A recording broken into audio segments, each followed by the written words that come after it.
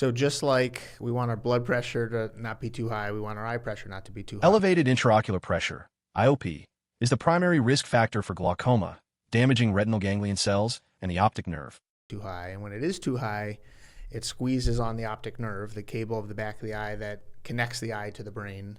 And with eye pressure that's too high and with functional vision loss in the periphery, that can lead to glaucoma, which is a scary disease. And there's a lot of good research being done on ways to maybe slow down the progression, and a lot of that's not out yet.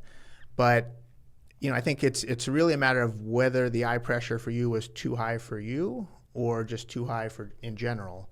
And so getting a lot of data points and monitoring that over time is important, making sure there's no progression of function or activities of daily living that are impacted. I'm much more of I'm a functional eye doctor, and so we'll see people who come to us having been diagnosed with glaucoma or concerns that they are, on that wrong path.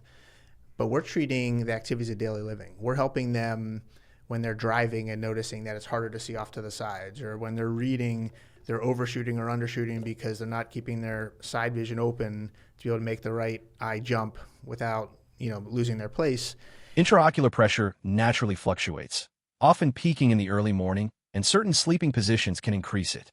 And so I think pressure, just like anything, you want to monitor it. It changes throughout the day. If you're sleeping in a particular position, sometimes it can be higher.